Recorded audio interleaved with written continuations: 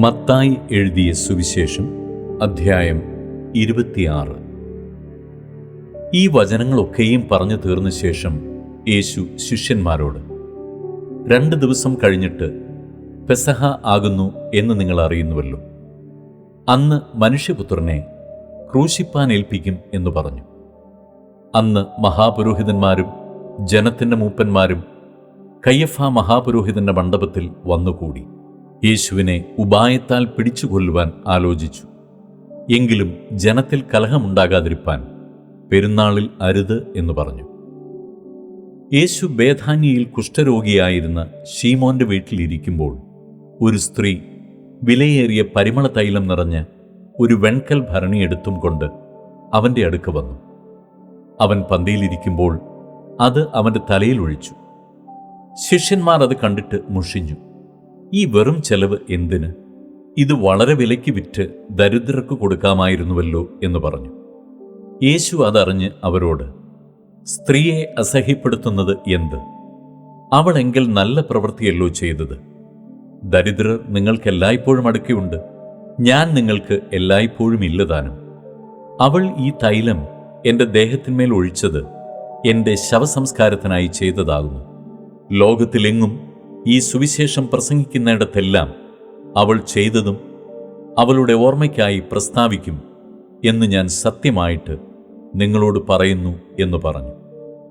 അന്ന് 12 ഒരുത്തനായ യൂദാ ഇസ്കര്യോത്താവ് മഹാപുരോഹിതന്മാരുടെ അടുക്കൽ ചെന്നു. നിങ്ങൾ എന്തു തരും? ഞാൻ അവനെ കാണിച്ചു തരാം എന്ന് പറഞ്ഞു. അവർ അവന് 30 വെള്ളിക്കാശ് തൂക്കിക്കൊടുത്തു. അന്നു മുതൽ അവനെ കാണിച്ചു കൊടുപ്പാൻ അവൻ തക്കം അന്വേഷിച്ചു പോന്നു. പുളിപ്പില്ലാത്ത അപ്പത്തിൻ്റെ 1-ാം നാളിൽ ശിഷ്യന്മാർ യേശുവിൻ്റെ അടുക്കൽ വന്നു. നീ പെസഹ കഴിപ്പാൻ ഞങ്ങൾ ഒരുക്കേണ്ടത് എവിടെയെന്ന് ചോദിച്ചു.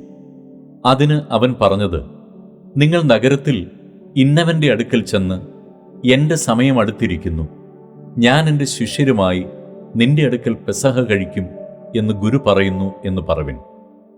ശിഷ്യന്മാർ യേശു കൽപ്പിച്ചതുപോലെ ചെയ്ത് പെസഹ ഒരുക്കി. സന്ധ്യയായപ്പോൾ അവൻ 12 ശിഷ്യന്മാരോടുകൂടെ പന്തിയിലിരുന്നു. അവർ ഭക്ഷിക്കുമ്പോൾ അവൻ, നിങ്ങളിൽ ഒരുവൻ എന്നെ കാണിച്ചു കൊടുക്കും എന്ന് ഞാൻ സത്യമായിട്ട് നിങ്ങളോട് പറയുന്നു എന്ന് പറഞ്ഞു. അപ്പോൾ അവർ അത്യന്തം ദുഃഖിച്ചു. ഞാനോ കർത്താവേ എന്ന് ഓരോരുത്തൻ പറഞ്ഞു തുടങ്ങി. അവൻ ഉത്തരം പറഞ്ഞത്, എന്നോടുകൂടെ കൈ താലത്തിൽ മുക്കുന്നവൻ തന്നെ എന്നെ കാണിച്ചു കൊടുക്കും. തന്നെക്കുറിച്ച് എഴുതിയിരിക്കുന്നത് പോലെ മനുഷ്യപുത്രൻ പോകുന്നു സത്യം. മനുഷ്യപുത്രനെ കാണിച്ചു കൊടുക്കുന്ന മനുഷ്യനോ, ഹാ കഷ്ടം! ആ മനുഷ്യൻ ജനിക്കാതിരുന്നുവെങ്കിൽ അവന് കൊള്ളായിരുന്നു. എന്നാറെ അവനെ കാണിച്ചു കൊടുക്കുന്ന യൂദാ, ഞാനോ റബ്ബി എന്ന് പറഞ്ഞതിന്, നീ തന്നെ എന്ന് അവൻ പറഞ്ഞു. അവർ ഭക്ഷിക്കുമ്പോൾ യേശു അപ്പമെടുത്ത് വാഴ്ത്തി നുറുക്കി ശിഷ്യന്മാർക്ക് കൊടുത്തു. വാങ്ങി ഭക്ഷിപ്പിൻ, ഇത് എൻ്റെ ശരീരം എന്ന് പറഞ്ഞു. പിന്നെ പാനപാത്രമെടുത്തു സ്തോത്രം ചൊല്ലി അവർക്ക് കൊടുത്തു. എല്ലാവരും ഇതിൽ നിന്ന് കുടിപ്പിൻ, ഇത് അനേകർക്കു വേണ്ടി പാപമോചനത്തിനായി ചൊരിയുന്ന പുതിയ നിയമത്തിനുള്ള എൻ്റെ രക്തം. എൻ്റെ പിതാവിൻ്റെ രാജ്യത്തിൽ നിങ്ങളോടുകൂടെ പുതുതായി കുടിക്കും നാൾ വരെ ഞാൻ മുന്തിരിവള്ളിയുടെ ഈ അനുഭവത്തിൽ നിന്ന് ഇനി കുടിക്കയില്ല എന്ന് ഞാൻ നിങ്ങളോട് പറയുന്നു എന്ന് പറഞ്ഞു. പിന്നെ അവർ സ്തോത്രം പാടിയ ശേഷം ഒലിവുമലയ്ക്ക് പുറപ്പെട്ടുപോയി. യേശു അവരോട്, ഈ രാത്രിയിൽ നിങ്ങളെല്ലാവരും എങ്കിൽ ഇടറും. ഞാൻ ഇടയനെ വെട്ടും, കൂട്ടത്തിലെ ആടുകൾ ചിതറിപ്പോകും എന്ന് എഴുതിയിരിക്കുന്നുവല്ലോ. എന്നാൽ ഞാൻ ഉയർത്തെഴുന്നേറ്റ ശേഷം നിങ്ങൾക്ക് മുമ്പായി ഗലീലയ്ക്ക് പോകും. അതിന് പത്രോസ്, എല്ലാവരും നിങ്ങളിടറിയാലും ഞാൻ ഒരു നാളും ഇടറുകയില്ല എന്ന് ഉത്തരം പറഞ്ഞു. യേശു അവനോട്, ഈ രാത്രിയിൽ കോഴി കൂകും മുമ്പേ നീ 3 വട്ടം എന്നെ തള്ളിപ്പറയും എന്ന് ഞാൻ സത്യമായിട്ട് നിന്നോട് പറയുന്നു എന്ന് പറഞ്ഞു. നിന്നോടുകൂടെ മരിക്കേണ്ടി വന്നാലും ഞാൻ നിന്നെ തള്ളിപ്പറകയില്ല എന്ന് പത്രോസ് അവനോട് പറഞ്ഞു. അതുപോലെ തന്നെ ശിഷ്യന്മാർ എല്ലാവരും പറഞ്ഞു.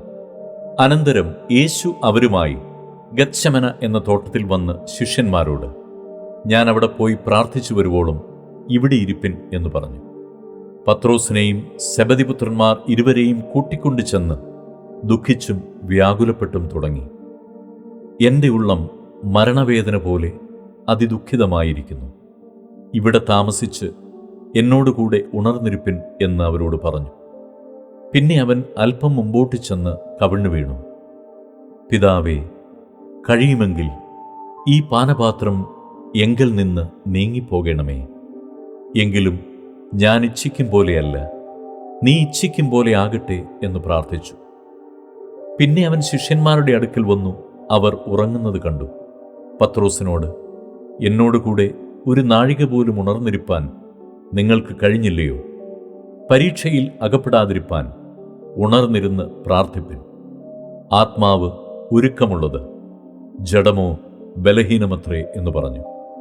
രണ്ടാമതും പോയി, പിതാവേ, ഞാൻ കുടിക്കാതെ അത് നീങ്ങിക്കൂടായെങ്കിൽ നിന്റെ ഇഷ്ടമാകട്ടെ എന്ന് പ്രാർത്ഥിച്ചു. അനന്തരം അവൻ വന്ന് അവർ കണ്ണിന് ഭാരമേറുകയാൽ പിന്നെയും ഉറങ്ങുന്നത് കണ്ടു. അവരെ വിട്ട് മൂന്നാമതും പോയി ആ വചനം തന്നെ ചൊല്ലി പ്രാർത്ഥിച്ചു. പിന്നെ ശിഷ്യന്മാരുടെ അടുക്കൽ വന്നു, ഇനി ഉറങ്ങി ആശ്വസിച്ചു കൊള്ളുവിൻ, നാഴികയടുത്തു, മനുഷ്യപുത്രൻ പാപികളുടെ കയ്യിൽ ഏൽപ്പിക്കപ്പെടുന്നു.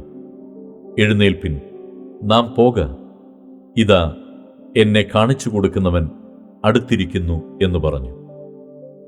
അവൻ സംസാരിക്കുമ്പോൾ തന്നെ 12 ഒരുത്തനായ യൂദായും അവനോടുകൂടെ മഹാപുരോഹിതന്മാരും ജനത്തിൻ്റെ മൂപ്പന്മാരും അയച്ച വലിയൊരു പുരുഷാരവും വാളും വടികളുമായി വന്നു.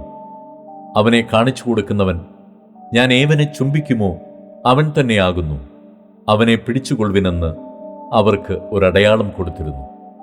ഉടനെ അവൻ യേശുവിൻ്റെ അടുക്കൽ വന്നു, റബ്ബി, വന്ദനം എന്ന് പറഞ്ഞ് അവനെ ചുംബിച്ചു.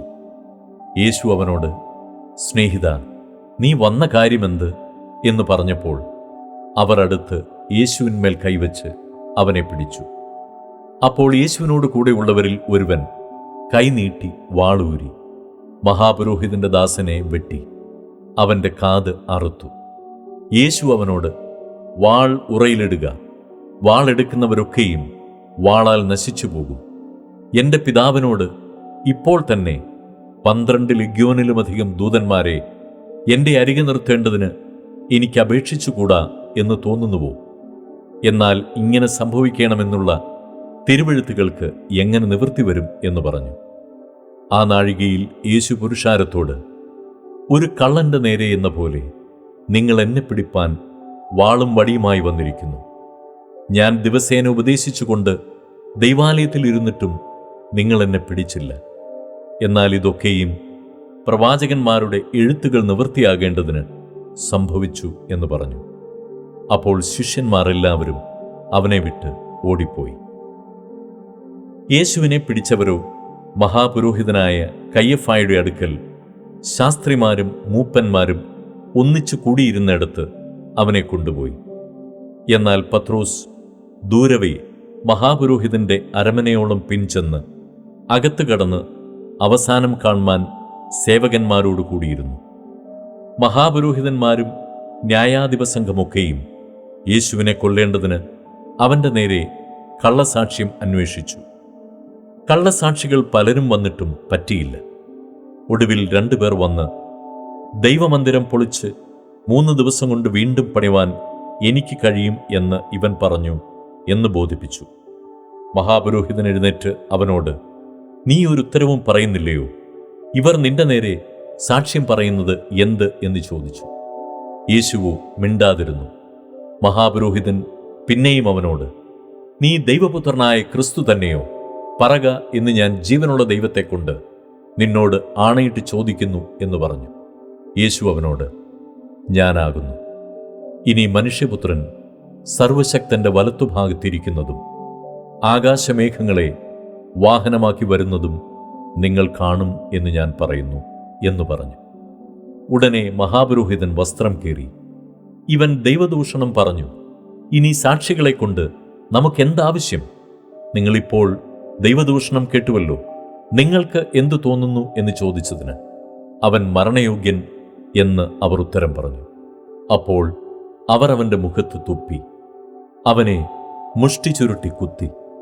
ചിലർ അവനെ കന്നത്തടിച്ചു.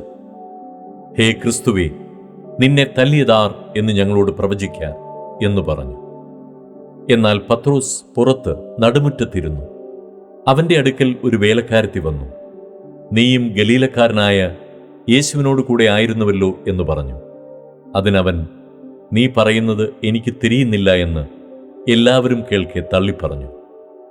പിന്നെ അവൻ പടിപ്പുരയിലേക്ക് പുറപ്പെടുമ്പോൾ മറ്റൊരുത്തി അവനെ കണ്ട് അവിടെയുള്ളവരോട്, ഇവനും നസറായനായ യേശുവിനോട് കൂടെ ആയിരുന്നു എന്ന് പറഞ്ഞു. ആ മനുഷ്യനെ ഞാൻ അറിയുന്നില്ല എന്ന് അവൻ രണ്ടാമതും ആണയോടെ തള്ളിപ്പറഞ്ഞു. അല്പനേരം കഴിഞ്ഞിട്ട് അവിടെ നിന്നവർ അടുത്തു വന്ന് പത്രോസിനോട്, നീയും അവരുടെ കൂട്ടത്തിൽ ഉള്ളവൻ, സത്യം, നിന്റെ ഉച്ചാരണവും നിന്നെ വെളിവാക്കുന്നുവല്ലോ എന്ന് പറഞ്ഞു. അപ്പോൾ അവൻ, ആ മനുഷ്യനെ ഞാൻ അറിയുന്നില്ല എന്ന് പ്രാകുവാനും ആണയിടുവാനും തുടങ്ങി. ഉടനെ കോഴി കൂകി. എന്നാറെ കോഴി കൂകും മുമ്പേ നീ 3 വട്ടം എന്നെ തള്ളിപ്പറയുമെന്ന് യേശു പറഞ്ഞ വാക്ക് പത്രോസ് ഓർത്ത് പുറത്തുപോയി അതിദുഃഖത്തോടെ കരഞ്ഞു.